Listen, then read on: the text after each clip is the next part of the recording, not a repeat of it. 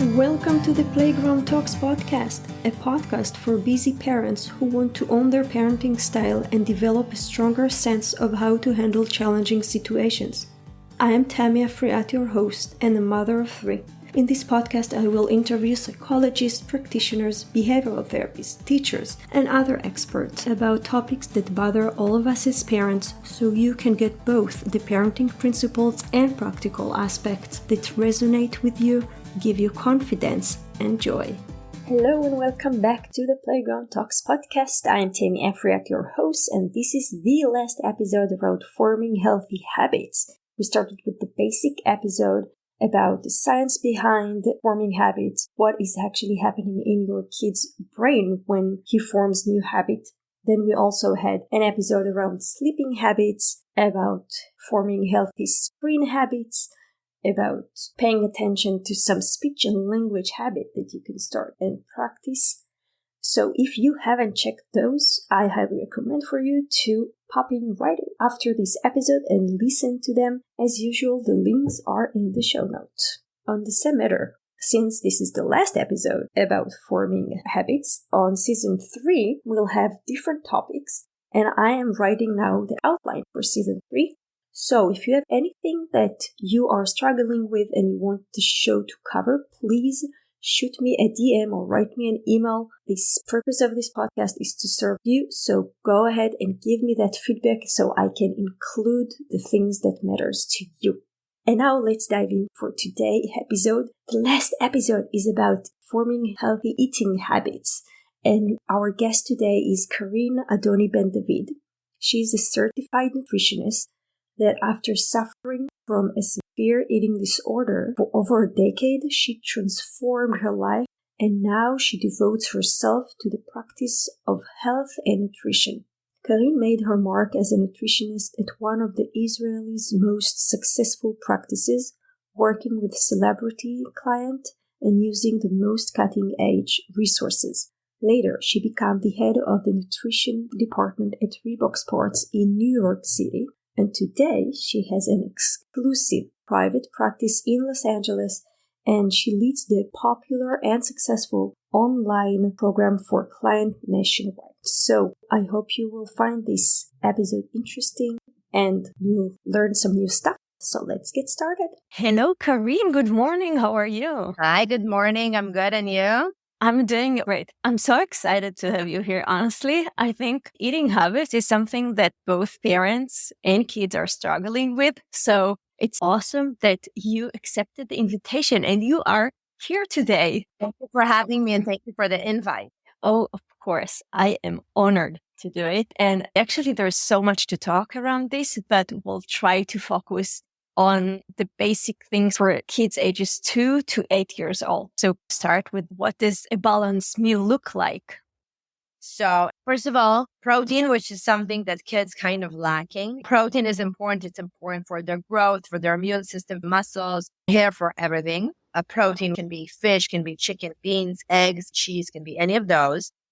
And then we're looking to always add some complex carbs to give them some good energy.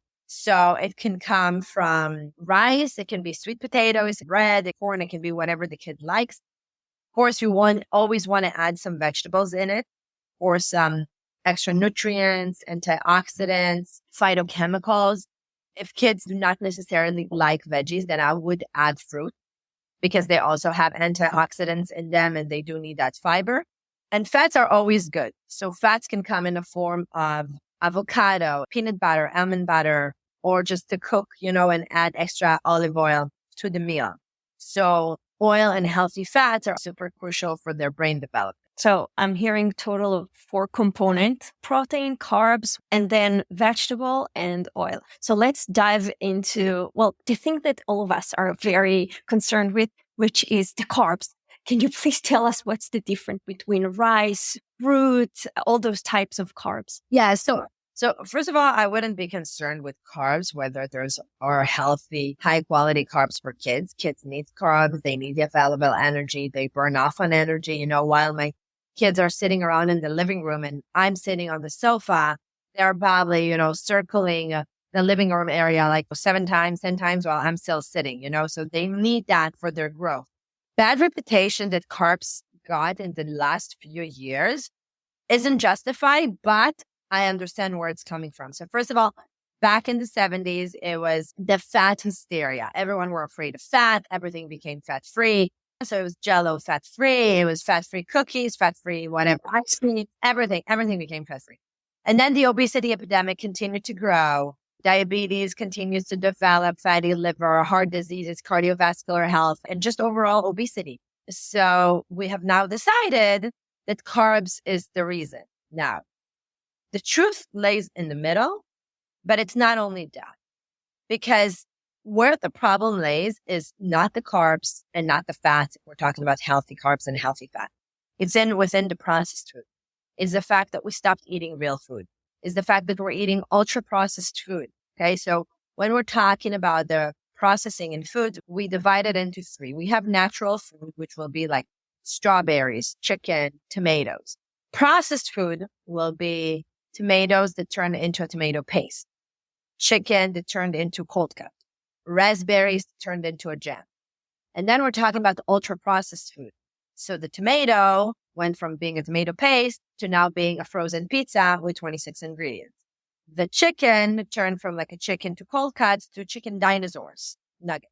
And the strawberries went from being a strawberry to a jam to now, strawberry cookies with 36 different ingredients. Now, what they add to those things is of course, the simple stuff like the sugar, the carbs and whatever, but they're using emulsifiers, preservative. They're using stuff that are carcinogenic that we know that can be correlated with cancer, with irregular development of our DNA. That throws off all of our hormonal balance. And hormonal balance, I don't mean our feminine hormone. I mean like how full we feel, hungry, satisfied, our cortisol levels, so everything. So am I afraid of giving my kids pasta or rice or even high quality pizza? No. But what I would be more is from the frozen meals. It's from the dinosaur chicken nuggets with 36 ingredients that have, an expiration of 2 years with high sugar ketchup with high fructose corn syrup. Those would be the things that are very far from being real food. So that's where the problem is. And again, I give my kids candy. I give my kids snacks. It's not about depriving, but using snacks as snacks and not snacks as food. As a meal. Exactly. Like eating chips. It's not a meal, or eating chips with highly processed hummus. It's not a meal. It can be a snack. But again, now we blame the carbs. So carbs now became the thing. I sometimes hear moms, it's like, no, I cut back on the carbs for the kids, or I'm moving the kids to keto diet. And unless there's a medical reason, and then it's a different conversation, there shouldn't be a reason.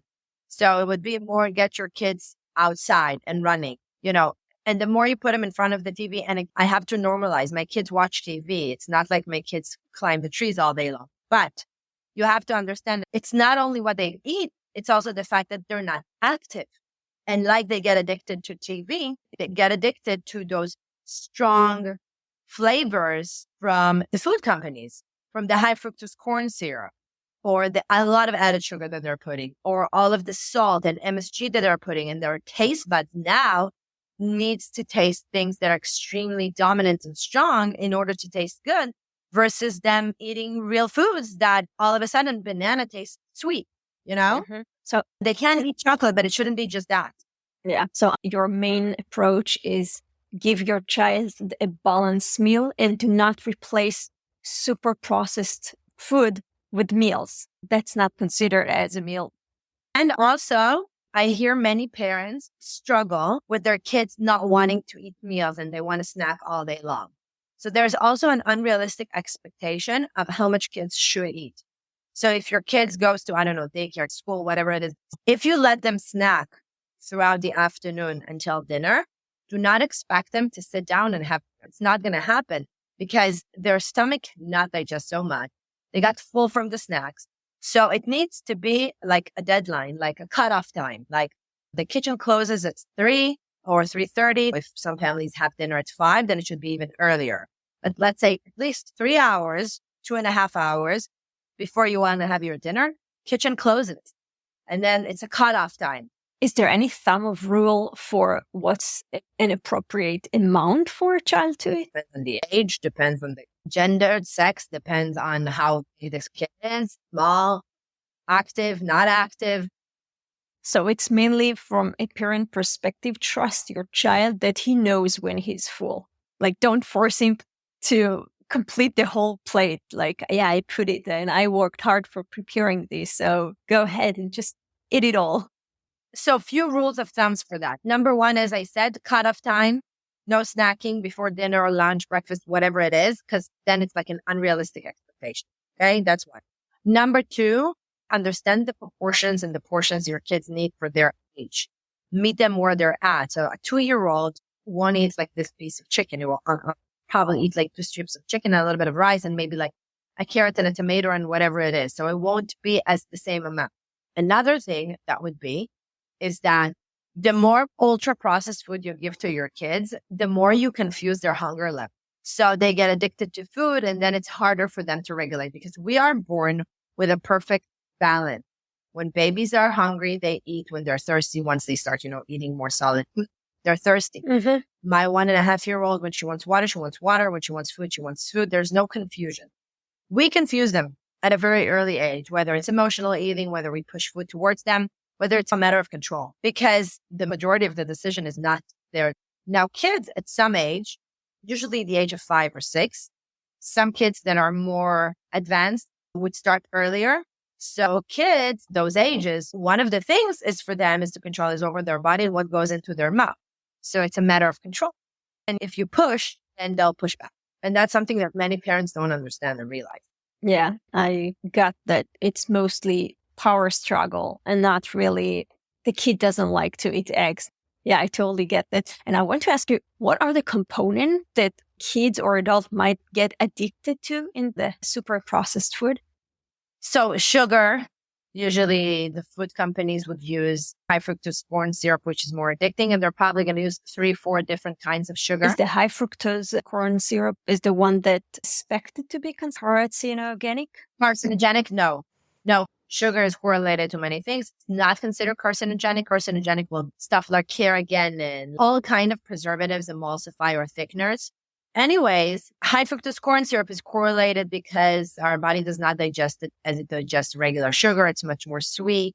It is more correlated to type 2 diabetes, fatty liver. And you see that by default, some kids are drawn more to sugar, especially kids that sometimes have problems with texture and kids that are hyperactive or have some sort of ADD or ADHD. Okay, they're very drawn to it. So that's one. Number two, it would be the very salty stuff. So some kids are like into chips, all of those would be what kids get more addicted to. Now, again, I don't believe in depriving because I think once you do that, it goes back to the control thing. And then the kid will overcompensate, whether it's going out to friends, whether it's being in birthday parties or whatever it is. And then they're just going to eat everything that comes along their way. It's just a matter of teaching them boundaries, of educating them. So it's not good and bad, and it's not necessarily healthy, but also giving an explanation. So less being upset on them for not eating and more explaining. Also, family dinners are important, making things that the kids like. So it doesn't need to be just kids' food, but it needs to be a combination of all. And continue exposing. My child don't like vegetables, so I don't make it. I get it. But if you're not going to show it, he'll never try it. Sometimes kids need to see and experiment something 5, 6, 7, 10, 20 times before they're even open to try it out. So I get it that it's upsetting, but the seeds we're going to plant now will prove themselves later. So don't give up. Just continue to provide whatever it is that you're eating and ask your child, do you want to do it? And just move on. I want to ask you about, if we'll look at the plate, is there any specific amount for each of the component you mentioned? I would make it kind of equal to the best of their ability. That should be ideal, but it doesn't necessarily always happen, Okay. Generally speaking, that's your recommendation, to put equally each and one of those. So also the fat. So the fat I would use a little bit less just because it depends. So if you're using avocado, so it'll be like a couple of slices. But if you're, cooking with olive oil or avocado oil, depends if you're making a hot or cold dish, then I'll just go into your meal as it. Mm-hmm. Okay, I get that. And now I do want to ask you, is there really things such as sugar rush? Of course. So what is an okay amount of sugar for a child per day or per dessert? I don't know. What's your approach towards limitation? So listen, the regular overall recommendation for kids is up to 15 grams of added sugar per day. That's the 15? 15, 1-5. That's Okay. like the FDA. How much Is it go by children mass weight? There's like an overall recommendation, which is about 3 teaspoons. I kind of guess that the majority of the kids surpass that, but that's the overall recommendation for kids when kids like up till the age of 19. The smaller the kids are, the less it should be. Of course. So let's say that we have a cereal, but this one has an added sugar. That means that I need to go and check out if their dessert is not having another 15 grams of Yeah, of course. So whenever like dessert kind of obvious will have added sugar. Cereal is a candy in a box and there's better options. There's ones with less sugar. There's one with no food coloring. There's one with more natural sugars like honey and agave and maple. Yes, of course, it's still sugar, but the quality of the food, the standards of the company is usually in a higher level and standard. I get that. So let's go back to the protein though, because you mentioned few types of resource, eggs and chicken, meat and cheese. Is there any difference between those type of proteins in terms of how our body consumes them?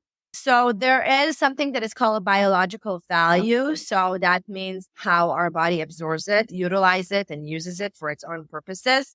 However, I would say variety is important because our gut bacteria needs it, our immune system needs it. So variety will be super important. I wouldn't just stick to one. Eggs are considered to be the highest source of protein, the highest biological value. Then we have soy, which I wouldn't use for kids. I do recommend for adults, not for kids. And then fish is a great source. Fish are especially that are high in omega-3s. That is correlated with kids that have a harder time to focus, kids with ADD and ADHD. I highly recommend them fish. And if they don't like it, I would supplement omega-3 for kids. Got it. So generally speaking, you're just saying combine all of them so the body will get all the benefit of each and one. So let's move on to the oil. Because with oil, we also have those different types coming from an animal, like having a really fatty meat or having it from a vegetable like avocado you mentioned. So is there any difference between those? Scientifically, it's called like saturated fat versus unsaturated fat. So there's differences in the kinds of fat. Mm-hmm. All are important. I wouldn't necessarily avoid having fat that comes from, chicken or like salmon. It is saturated fat. Our body needs it all. Each one plays a different role in the human body. Each one contributes to different things. And ultra processed hot dogs that they're eating or chicken dinosaur nuggets, that's where the problem is. Or deep fried food that are more, I would say, trans fat or hydrogenized fat that they change their chemical chain because of the deep frying. So there's a lot of things with that. My thing is that don't be afraid of real food. That's not where the problem is. I would say biologically, our body needs protein, needs fat. It can survive without the carbs. I do not think it's smart by no means because you're avoiding nutrients and vitamins and antioxidants and phytochemicals that you have to do. Mm-hmm. So actually the body is able to digest and takes protein and fat and breaks it down and makes it into sugary. No, basically what happens, it takes the fats, not the protein. So our body can use 2 macronutrients as a source of energy, carbs or fat. But when there's carbs, the body will always preference the carbs. When we avoid carb presence in our bloodstream and in our digestive system, the body changes the source where it utilizes the fuel and uses the fat as the fuel. Okay. So now you also kind of explain us, because you said it's really important to explain your child why it's so important to eat each and one of the components. So you just mentioned that carbs you need and fat to have this energy available for you to move around, jump, and think, whatever you need. And then you need protein. So your hair grows, your skin grows, it's like build up your body tissues. It builds up your tissues, your muscles, and also your immune system. Mm-hmm. Okay. Fruits and vegetables are important, for antioxidants, which basically fights all the free radicals. Free radicals creates a chain of bad reactions in our body that oxidize the cells in our body. And it's also important for healthy digestants because we don't talk about gut bacteria as much, but our gut bacteria is in charge of 70% of our immune. There's probiotics food like kombucha, sauerkraut, and fermented yogurt. And there's prebiotics foods that would be garlic and onions and cauliflower and cabbage that are found in fruits and vegetables. Mm-hmm. We don't talk enough about gut bacteria. And many kids and adult kids, because that's a conversation, get sick because their gut bacteria isn't working efficiently. Mm-hmm. And then also fiber would be the complex carbs. And you can explain it to kids with like, this gives you energy, this gives you muscles, that makes you, I don't know, you're eating a carrot, this will make you see better in the dark. But kids love it. My 4-year-old is like, this will make me strong, mommy. We need to educate our kids and not preach them. And top of everything, set an example. If you're not setting an example, they'll never follow it. Of course. And also, it reminds me of my son. He also, he knows that meat makes him strong. So he comes by the end of the meal and he shows me his arms and am I strong? Am I strong? And I was like, yeah, you're so strong. The protein was digested so easily, so fast, 2 minutes. But anyway, it does the work. He eats, whatever his body needs. Yeah.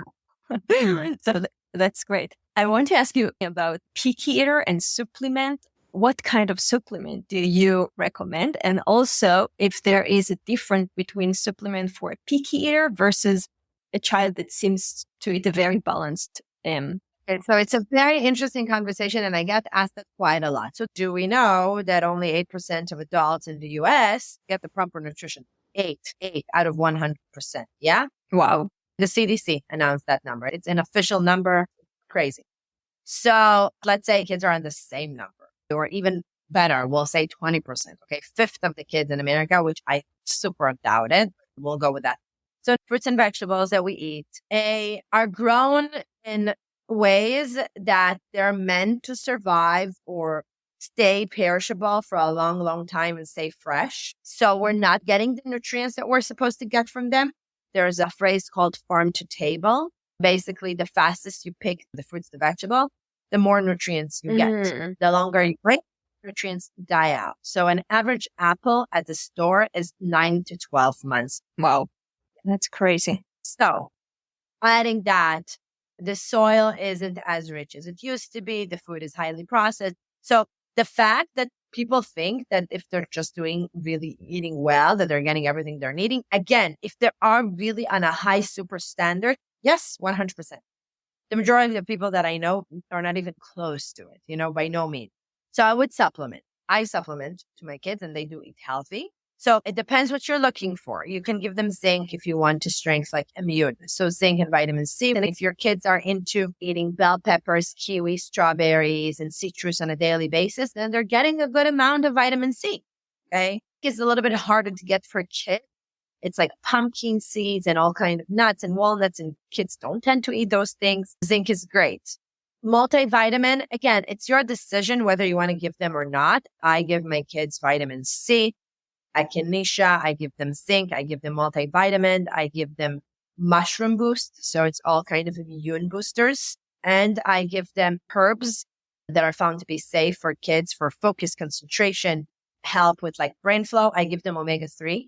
I'm a strong believer in starting at an early age. And again, when people ask me, I say, this is what I do. I'm not saying that this is what you should follow. Now, again, if you want to go basics, then you can give them multivitamin, zinc, vitamin C, something like that. I wouldn't use any fat-soluble vitamins. There's 2 kinds of vitamins. They're water-soluble and fat-soluble. Water-soluble means that our body releases through sweat, urine, whatever it is.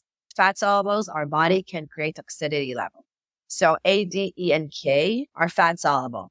So sometimes I even see parents give their kids like vitamin D. And I'm like, is there a reason? Like your kid is deficient? It's like, no, I heard it's good. Great. Don't give it to them just by giving them. Okay. So that's one. And then vitamins, all C and all B vitamins are water soluble. So whatever your body doesn't need, it releases. And then there's also standards of vitamins. So you need to know what you're buying. I like Mary Ruth. I think they have good standards. Like there's brands that I like their standards because whatever, I even did like an Instagram reel one time on Flintstones on like supplements that the pediatrician recommends. And I looked at it and I was like horrified because they have carrageenan, they have food coloring, they have so many things that are problematic there that I would say not use.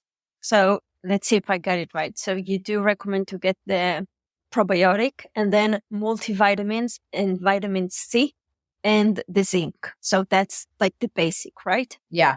That's great. Just towards the end of our conversation, I want to hear about your services. Yes, of course. I have classes or like online programs from 21 days to 90 days where I walk through people teaching them about healthy lifestyle, weight loss, mindset change. I'm all about the nutrition part, educational part, and the behavioral part. I'm a big believer in education, giving extra, not just talking about good or bad. I want to explain to why you do things and then to give them the option to choose. I love that. I published 3 recipe books. I also give a lot of information on my Instagram, Karin Adoni Nutrition, also on Facebook. So a lot about teaching people that it doesn't need to be restrictive. It doesn't need to be too hard. It doesn't need to be problematic. It needs to be a healthy, sustainable lifestyle through education. Exactly. That's awesome, which is just the same thing that you need to do to your child in order to form these healthy eating habits for them. Exactly. Of course. I love it. Is there anything else you would like to add? Anyone who's looking to do a change needs to remember that it needs to be realistic. It needs to be a part of a lifestyle. It needs to be something consistent, and it needs to be something you feel that, okay, I'm learning, I'm explaining it. Healthy lifestyle needs to be something that your health comes as a priority. And your health is not just when you get sick. It's like how well you sleep, how's your energy levels, how happy, how motivated, and whatever it is that you are. So there's many things that comes to it. Yeah. I like to think about the body as a machine, and then you just do prevention management, I guess. Like you don't wait for something to get broke. You do whatever you need to do to keep it going the best it could. Exactly. Thank you so much for coming and for sharing the approach and the actionable tips. It was so good. So thank you for coming. Thank you. Bye-bye. Bye. Hey, thank you for listening to this episode. I think we got 4 main actionable tips around healthy eating habits. So the first is make sure your kid is having a break about 2.5 to 3 hours before dinner time. And I guess that applies to every other meal. Just make sure you have a realistic expectation to how much your kid is capable of eating and make sure he has that break. The second thing is try to avoid as much as possible the ultra-processed food because it can confuse the hunger level of your child and they can be addicted to the sugar and salty component of those products. Third thing is get your kids be active and outside. And the fourth thing is just note that there is no power struggle around food. Be very thoughtful of giving your child the control over how much they eat, so you won't get to the place where that you're fighting over and over again around food. So Karin has a lot of content that she shares on her Facebook and Instagram and website. So all her links is on the show note. And just to make sure you know, there is no affiliation link here. Everything that I'm posting is just to serve you and to help you in your journey as a parent. Speaking of supporting, you can support this show simply by sharing it with friends and family, subscribing to the podcast wherever you're listening to it, and the best is to rate the show. This will really help to spread those parenting tools. I will see you in 2 weeks in a solo episode. By then, make sure to treat yourself and your kids with compassion and curiosity. Bye!